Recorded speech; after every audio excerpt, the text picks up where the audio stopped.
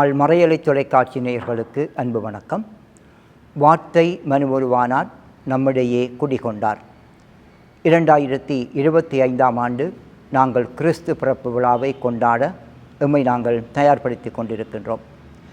எமது உலகத் திருவை இந்த வருடம் ஜூபிலி ஆண்டை பெருமெடுப்பிலே கொண்டாடி அதை நிறைவு செய்கின்ற இந்த ஆண்டிலே நாங்கள் கிறிஸ்து பிறப்பு விழாவை எதிர்கொள்கின்றோம். கூட்டொருங்கியக்கமாக நாங்கள் பயணித்து ஆயர்கள் மாமன்றத்திலே பல தீர்மானங்களை எடுத்து இந்த வருடம் கிறிஸ்து பிறப்பினுடைய ஜூபிலி ஆண்டை நிறைவு செய்கின்ற இந்த வேளையிலே இறைமகன் இயேசுவினுடைய பிறப்பு எங்களுக்கு தருகின்ற செய்தியை நாங்கள் சிந்திப்போம். கிறிஸ்து பிறப்பு விழா என்று சொன்னாலே மகிழ்ச்சியின் விழா. அதே நேரம் அந்த விழா எங்களை சாட்சியமாக வாழ அழைத்து நிற்கின்றது. அன்பின் விழா, பகிர்தலின் விழா, மன்னிப்பின் விழா, ஒன்றிப்பின் விழா என்று கிறிஸ்து பிறப்பு விழாவை நாங்கள் அழைக்கின்றோம். இந்த வருடம் நாங்கள் ஜூபிலியை நிறைவு செய்கின்றோம். லேவிய ராகமத்திலே இந்த ஜூபிலி ஆண்டு எப்படி கொண்டாடப்பட வேண்டும் என்று சொல்லி மிகவும் அழகாக தெளிவாக சொல்லப்பட்டிருக்கின்றது.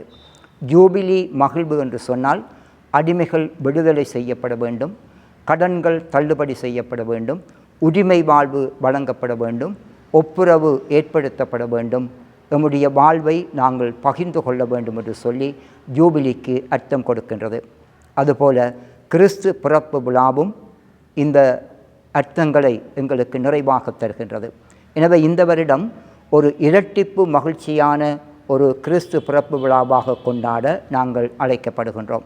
அதே நேரம் இறைவன் இந்த வருடம் எங்களுக்கு மிகச்சிறந்த ஒரு நல்ல வாய்ப்பை தந்திருக்கின்றார். அண்மையிலே எமது நாடு முழுவதும் மிகப்பெரிய ஒரு அவலத்தை சந்தித்திருக்கின்றது. இயற்கை அனர்த்தம் ஏற்பட்டு பல மக்கள் உயிரிழந்திருக்கின்றார்கள். ஏராளமான குடும்பங்கள் தங்களுடைய வாழ்விடங்களை இழந்திருக்கின்றார்கள். எத்தனையோ பேர் இடம்பெயர்ந்து அகதிகளாக வாழுகின்றார்கள். இந்த மக்களோடு எங்களுடைய கிறிஸ்து பிறப்பு விழாவை, இந்த வருட கிறிஸ்து பிறப்பு விழாவை, ஜூபிலி ஆண்டினுடைய கிறிஸ்து பிறப்பு விழாவை நாங்கள் கொண்டாடுவோமாக இருந்தால் நிச்சயமாக அது அர்த்தம் கொடுக்கின்ற ஒரு கிறிஸ்து பிறப்பு விழாவாக இருக்கும். அழுகின்ற பாதிக்கப்பட்ட மக்களுக்கு நாங்கள் ஆதரவாக இருப்போம். தேவையிலே இருக்கின்ற மக்களுக்கு நாங்கள் உதவி செய்வோம்.